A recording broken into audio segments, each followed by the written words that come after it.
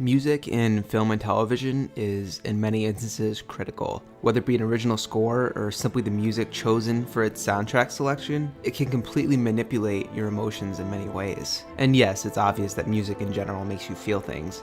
It's why we listen to music to begin with, though I feel that people sometimes underestimate the power that it has in bringing a film or TV show together.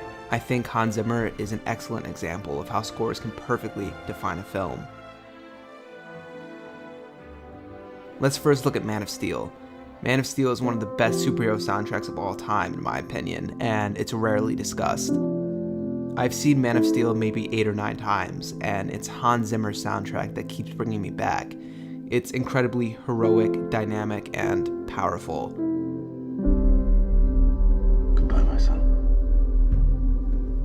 While the film isn't groundbreaking by any means, its score truly brings it to life.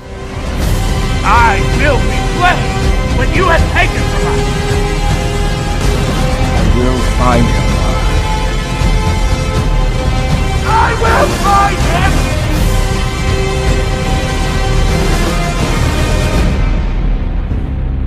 You can embody the best of both worlds.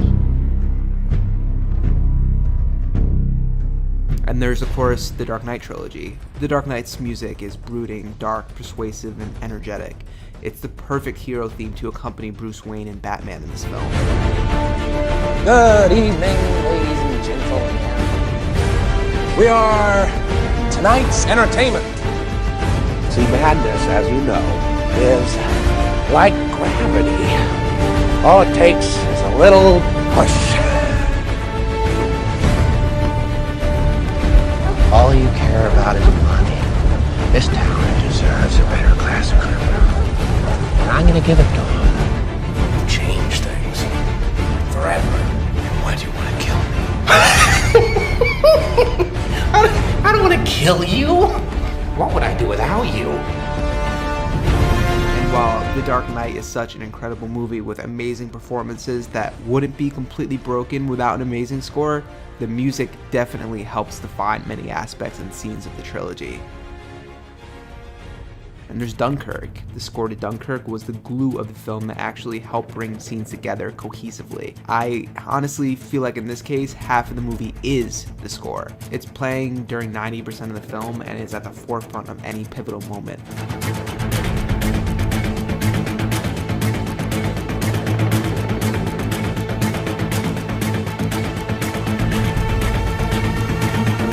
Then there's films like The Lion King and Pirates of the Caribbean, scores that everybody knows due to their cultural impact.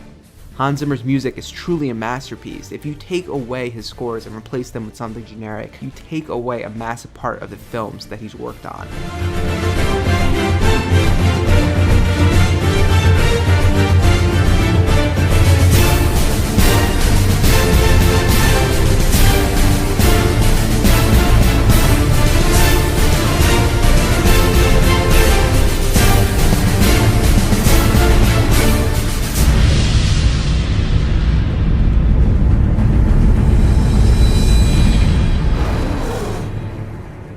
And then there's, of course, John Williams. I've only seen maybe the first Indiana Jones movie, and that was years ago. I don't remember most of it, but ask me to hum or whistle the score, and I can do it on command. It has one of the most bright and engaging scores to a movie that I've ever heard.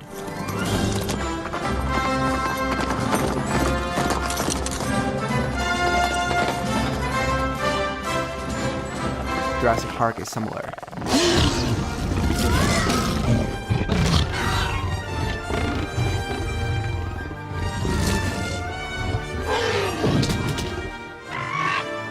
And what about Star Wars? Arguably John Williams' best work he's ever done.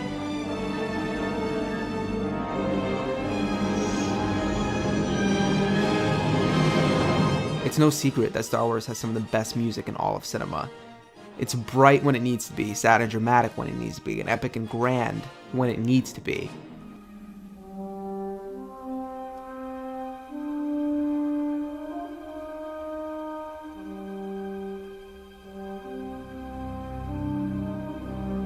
Luke Skywalker.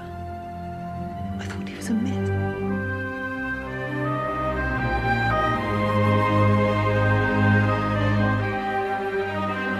was a Jedi Master who was responsible for the training and creation of Darth Vader.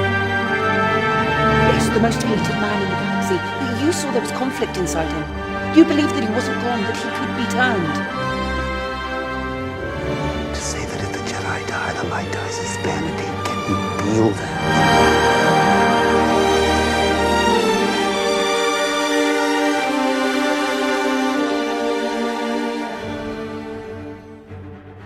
And then there's Alan Silvestri's Avengers score. Who doesn't get chills each and every time that score blasts?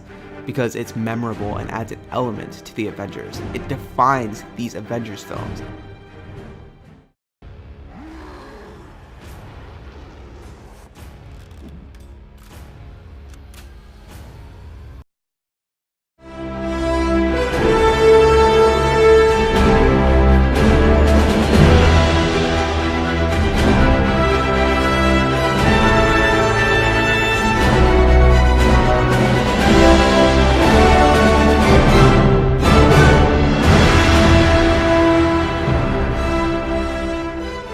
It doesn't always have to be a score that defines a film either. Sometimes just its soundtrack is enough. One of the reasons I love Donnie Darko so much is because of its 80s soundtrack that blasts throughout most of the film. I saw this movie as a high schooler and honestly didn't know many of these songs and was blown away by the impact they had on many scenes of this film. Scenes that would be completely different without that song in them. I can't imagine the ending, for instance, without hearing Mad World in the background. Daily races, going nowhere, going nowhere.